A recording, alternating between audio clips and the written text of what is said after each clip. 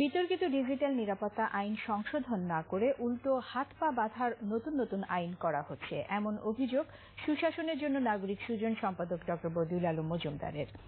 Digital নিরাপত্তা শীর্ষক CGS আয়োজিত এক ওয়েবিনারে তিনি এমন অভিযোগ করে বলেন, ডিজিটাল নিরাপত্তা আইনে পুলিশি হয়রানির যে সুযোগ দেওয়া হয়েছে তা স্বাধীন মত প্রকাশের ক্ষেত্রে মারাত্মক হুমকি।